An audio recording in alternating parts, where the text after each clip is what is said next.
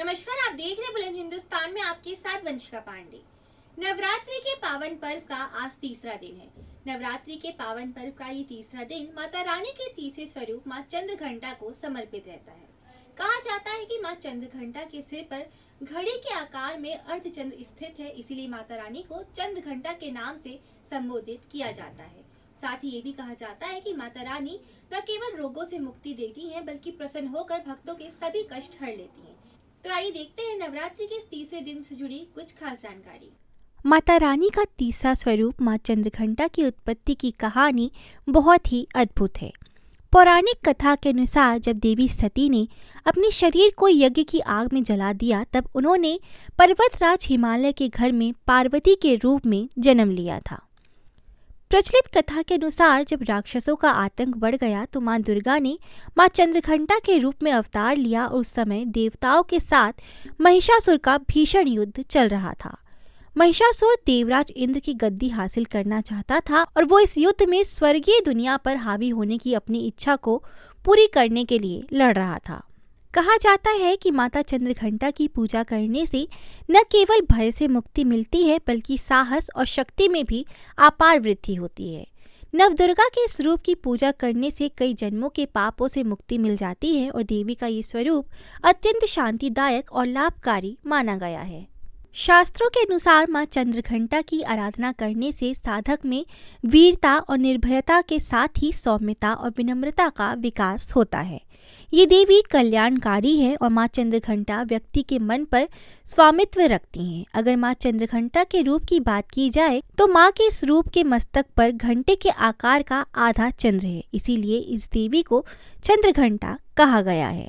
इनके शरीर का रंग सोने के समान बहुत ही ज्यादा चमकीला है और अपने इस रूप से माता देवगण, संतों और भक्तजन के मन को संतोष प्रदान करती हैं। माँ चंद्रघंटा अपने प्रिय वाहन सिंह पर बैठकर अपने 10 हाथों में खड्ग, तलवार, ढाल, गदा, पाश, त्रिशूल, चक्र, धनुष भरे हुए तरकश लिए मंद मंद मुस्कुरा रही होती हैं।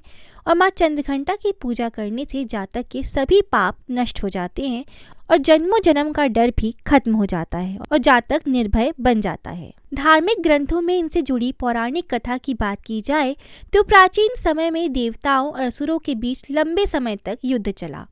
असुरों का स्वामी महिषासुर था और देवताओं के स्वामी इंद्र थे। महिषासुर ने देवताओं पर विजय प्राप्त कर इंद्र का सिंहासन हासिल कर लिया और स्वर्ग लोक पर राज करने लगा। इसे देखकर सभी देवतागण परेशान हो गए और इस समस्या से निकलने का उपाय जानने के लिए त्रिदेव ब्रह्मा, विष्णु और महेश के पास गए।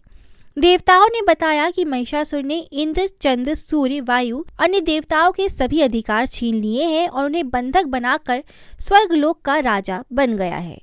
देवताओं ने बताया कि महिषासुर के अत्याचार के कारण अब देवता पृथ्वी पर ही विचरण कर रहे हैं और स्वर्ग में उनके लिए कोई भी जगह नहीं है। ये सुनकर ब्रह्मा, विष्णु और भगवान शंकर को बहुत ही गुस्सा आया। तीनों देवता के गुस्से की कोई भी सीमा न थी। गुस्से की वजह से तीनों के मुख से ऊर्जा उत्पन्न हुई और देवगणों के शरीर से निकली ऊर्जा भी उस ऊर्जा से जाकर मिल गई और ये 10 दिशाओं में व्याप्त होने लगी। तभी वहां पर एक देवी का अवतरण हुआ। भगवान शंकर ने देवी को त्रिशूल और भगवान विष्णु ने चक्र प्रदान किया। इसी प्रकार अन्य देवी देवताओं ने भी माता रानी के हाथों में अस्त्र शस्त्र सजा दिए, जिसके साथ ही इंद्र ने भी अपना वज्र और इरावत हाथी से उतरकर एक घंटा दिया और सूर्य ने अपना तेज और तलवार दिया और सवारी के लिए माता रानी को शेर दिया और तभी से इनका नाम पड़ा चंद्रघंटा माता। और अब देवी महिषासुर से युद्ध करने के लिए पूरी तरीके से तैयार हो चुकी थी। उनका ये विशालकाय रूप देखकर महिषासुर ये समझ गया कि अब उसका काल आ चुका है।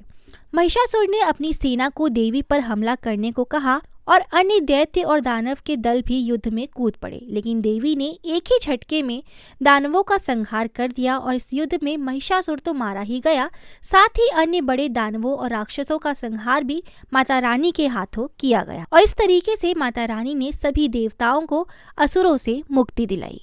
तो ये थी बुलंद हिंदुस्तान की कुछ खास जानकारी। इसी जानकारियों के लिए बने रहिए बुलंद हिंदुस्तान के साथ।